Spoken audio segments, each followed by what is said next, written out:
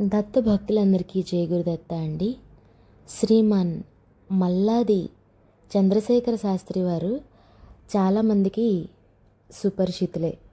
వారు దత్తాత్రేయ వైభవం చెప్తుంటే మన చెవి కోసుకోవాలనిపిస్తుంది అన్నమాట. అయితే వారు చెప్తున్న ఒక లీల ఇవాళ మనం చర్చించుకుందాం. మల్లాది చంద్రశేఖర శాస్త్రి వారు నర్సోబవాడికి అని చెప్పి దత్తక్షేత్రం కోసం బయలుదేరి బస్టాండ్లో కూర్చున్నారట. వారు అలా కూర్చోగానే ఒక నల్ల కుక్క వచ్చి వారి తలపైన వారి భుజం పైన చెయ్యి పెట్టి తీయడం లేదు.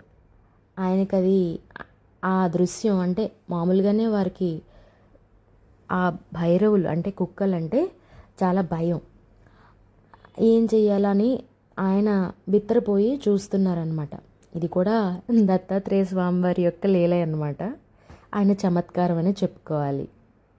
అయితే ఇప్పుడు ఎలాగా అని చెప్పి ఆయన కూడా అంటే ముందు భయం వేస్తే మనకైనా అలాగే ఉంటుంది కదా. చాలామందికి సునకాలంటే భయము కాబట్టి భగవత్ స్వరూపం కాబట్టి ఇక్కడ మనం భైరవులని సంబోధించుకోవాలి. ఆ భైరవుడు కాలభైరవుడు వచ్చినట్టుగానే మనం అనుకుందాం, ఇంకా బాగుంటుంది. అయితే వచ్చి ఆయన భుజం పైన చెయ్యి వేసింది, తర్వాత తలపైన కూడా చేయి వేసింది. అది తీయడం లేదు. అయితే ఆయన ఎలాగా అని చెప్పి అనుకుంటుంటే ఎదురుగుండా పకోడీలు వేసే అతను కనిపించాడట. పకోడీలు వేసే అతను అన్నాడట, ఏమండి మీరు ఏమైనా దత్తక్షేత్రానికి వెళ్తున్నారా అని అడిగాడట. అవును, నేను దత్తక్షేత్రానికి వెళ్తున్నాను బాబు అని ఆయన తిరిగి సమాధానాన్ని ఇచ్చారు.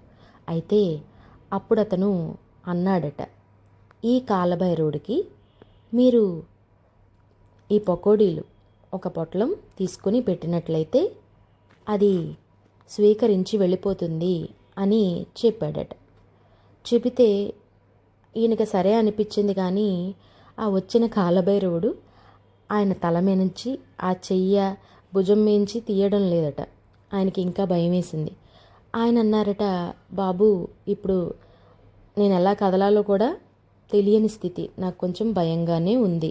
కాబట్టి నువ్వే ఆ పొట్లాన్ని ఆ పకోడీలు వేసి ఆ పొట్లాన్ని నా దగ్గరికి తీసుకొని ఇచ్చినట్లయితే నేను దానికి తినిపిస్తాను, అంటే పలహారంగా పెడతాను అని చెప్పి అన్నారు. అతను సరే అని ఒక పొట్లాన్ని ఆయనకి దగ్గరగా తీసుకొని ఇచ్చాడట.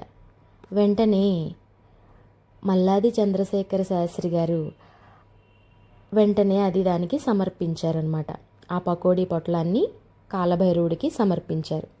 అప్పుడు అది స్వీకరించి వెళ్ళిపోయింది. అప్పుడు ఆ పకోడీలు వేసి అతను చెప్పాడట, స్వయంగా దత్తాత్రేయ స్వామివారే తమ భక్తులను ఇలా పరీక్షించడానికి ఈ రూపంలో వస్తూ ఉంటారు, అనేక రూపాల్లో వస్తూ ఉంటారు. కానీ దత్తక్షేత్రానికి వెళ్తున్నారు గనక ఇది దత్తాత్రేయ స్వామివారి పరీక్షే కావున చాలా మంచి పని చేశారని అతను సలహా ఇచ్చాడట. దానితో వారు చాలా సంతోషపడి వారి ప్రయాణాన్ని కొనసాగించారు. జై గురుదత్త, శ్రీ గురుదత్త, శ్రీ గురుదేవ దత్త.